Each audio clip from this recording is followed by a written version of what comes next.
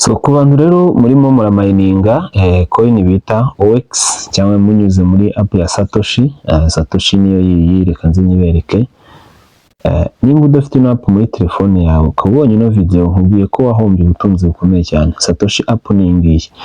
So nimba rero uramayininga OX uciyemo hano muri Satoshi, OX dore niyi, abantu benshi barayizi bari kuyimayininga.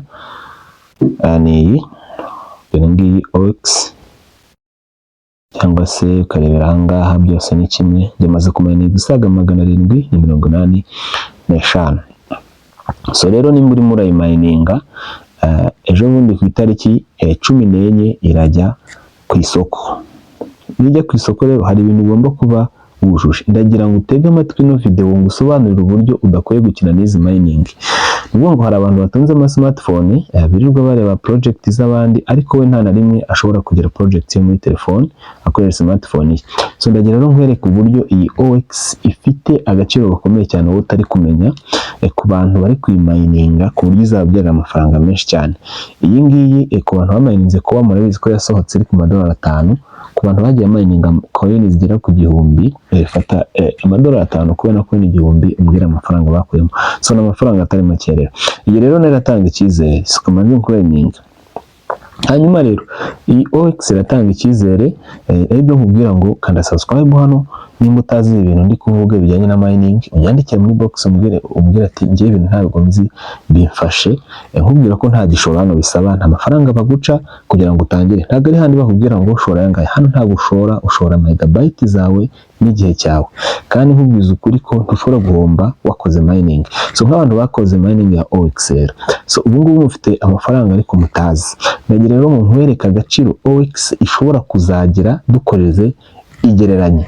So numara kumenya ku gaciro, maze umenye agaciro k'ibintu bitse, numara kubona igiye ku isoko, wikihutira kugurisha, ahubwo ihutire kuzibika kugira ngo uzabe ufite amafaranga menshi mu gihe yazamuye agaciro. So rero dore ibintu ugomba kuba wujuje. Icyambere, ugomba kuba warakoze KYC y'iyi Satoshi. Dore ngiyi ino Satoshi, ugomba kuba warakoze KYC.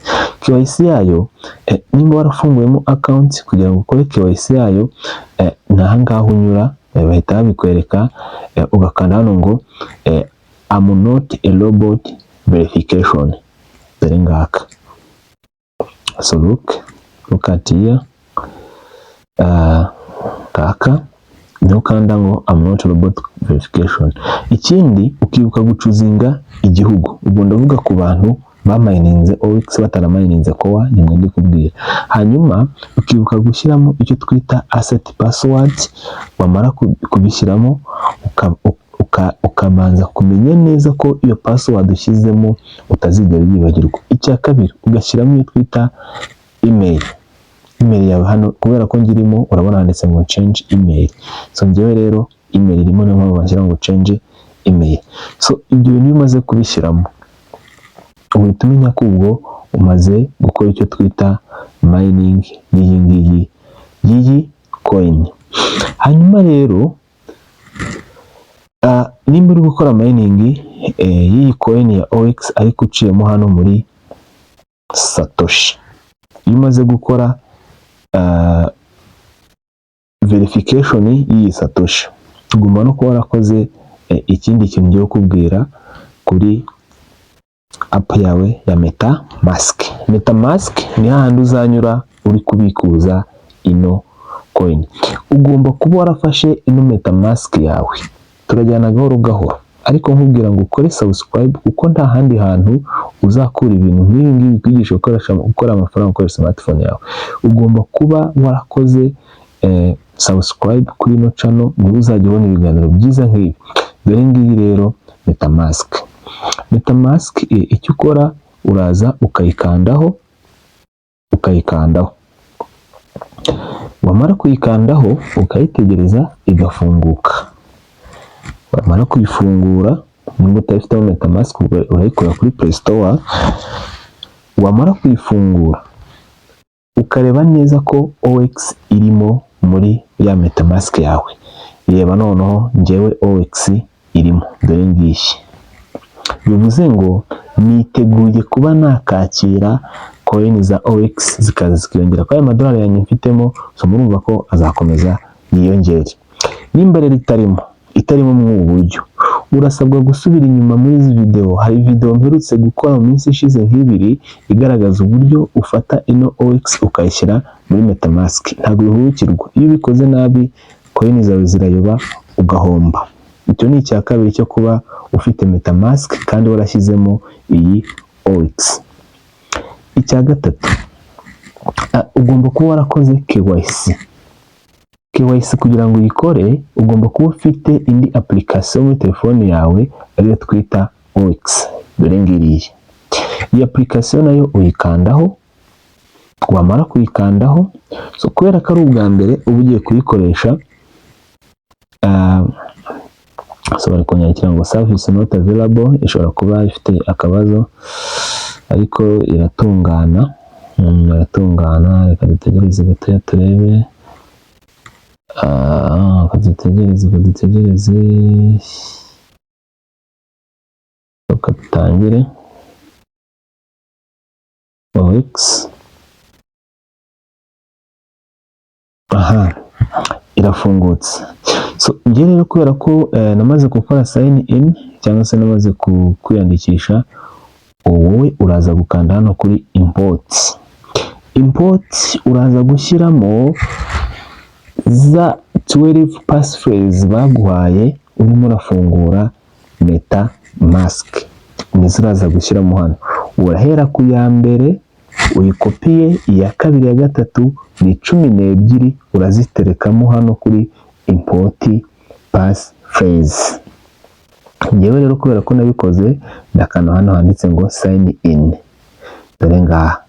So nimara gukanda kuri sign in, ndashyiramo password. Nkimara gushyiramo password ihise ko ifunguka. So kuba imaze gufunguka rero, reba hano hejuru. Dore ngaha. Urabona hano hari amadolari 11. Aya ni ayanjye nakoreye, ni USDT cyangwa se urazirebera hano. Dore ngizi hano ni USDT zanjye. So rero ndagira ngo nkwereke agaciro k'iyi coin, ariko reka mbanze mbere na mbere nkwereke ibyo ugomba kuba wujuje. Icya mbere, so ugomba kuba warahuje email yawe n'iyi coin. Dore email urayihuriza hano, urayihuriza ahangaha, urakanda kuri aka ka mbere. Nimara kuwakanda barakwereka ndushyira email maze nawe uyishyiremo. Reka mbakandi. So ngewe email yanjye yamaze kujyamo. Dore ngibi hariho n'akamenyetso ka V. Icya kabiri, ugomba kuba warahuje na Twitter cyangwa se ariyo twita X muri no minsi. Dore ngiyi, iyo ukanze hano bakwereka uyihuriza na Twitter. Icya gatatu, ugomba kubihuje na Telegram. Kuri Telegram ufata aka gatest akabaguhaye, ukagakopiya, wamara ugakopiya ukagenda ukakohereza kuri no bot bakweretse hano, bayita AGX bot. Iyo umaze kubishyiramo, bwibutsa ko bahita baguhereza coin cyangwa se igihembo cya USDT imwe. Izi zose niko nagiye nzikorera. Noneho rero ikindi, hano hari indi iyo twita testnet. Dore ngiyi hano. Network zaratuma idafunguka. So reka maze nkwereke ziri gufunguka. So hariyo noneho twita Mission Z. Mission Z yo noneho ni KYC. Iyi ngiyi uko byagenda kose ugomba kuba warayikoze. Dore ngiyi hano. Mission Z. Dore ngiyi ugomba kuba warayikoze. So rero nimba utarayikora urayikandaho. Urabona ko njye narayikoze, narayirangije, ariyo twita KYC. Icyo umara kuyikora bahita baguhereza USDT 10 k'ibihembo. Njye narayikoze. Ibyo bintu ukagomba kuba ubyujuje. Hanyuma rero reka nkwereke agaciro iyi ngiyi ino coin ihagaze. Ngiye kukwereka agaciro ubu ngubu ino coin ihagaze. Ngibi kugira ngo nkwereke, ndaza gukanda hano kuri ya Mission ala. Dore ngiyi hano. Iyi niyo ngiye gukandaho. Reka rero nkwereke. ni ukuvuga ngo hano dufitemo izo twita USDT 5, I mean 11, kandi USDT 11 ubwo n'amadolari 11. Reka noneho twibaze ngo amadolari 11 yagura OX zingahe, sibyo? Ubwo nicyo tugiye kwibaza. So kugira ngo rero tubibone, ndakanda kuri OX hanyuma nkande swap. So ngikanda swap baranyereka ngo ushaka kugira maximum USDT nshaka kubikuza ni zingahe. Reka nandikemo 10 bahita banyereka ko amadolari 10 aragura coin imwe ya OX. Mu yandi magambo aka kanya tuvugana OX imwe ihagaze amadolari 10. Na mining zingahe? 750 zirenga. Noneho hita kuba n'amadolari 10 angahe, ubwo n'amadolari asaga 700. Ubwo urumva ko ufite nka miliyoni imwe irenga y'amanyarwanda aka kanya tuvugana. So nimba rero wa mining ino coin ya OX, mu by'ukuri nkubwije ukuri ufite amafaranga menshi. Sinzi rero impamvu wowe utari kubikora. Nkoze n'ikosa ndibeshya ndaswapinga. Reka ino nongere nyiswapinge rwose kuko nkoze ikosa ntarishaka. Nangiye guswapa ndi kukwigisha, ndaswapa ntabishaka. Swap. So hano ndandika imwe. So ndagira ngo nkubwize ukuri ko uri guhomba. Nyandikira muri comment umbwira uti nanjye nabona zino coin gute, kubera ko mfite link hano nakaguhaye nawe ugatunga izi coin. So ndacyarimo ndaswapinga coin zanjye nahinduye mu ma OX, kubera ko natekereza ko izo nandi kukwigisha ariko USDT nzihindura OX. So birakunze ndongera ndazihinduye. So urabona ko mfitemo USDT zisaga 10. So byakunze zongeye zangarukiye. Rero ni uko nguko tubigenza kugira ngo tubone izi coin zose dufite.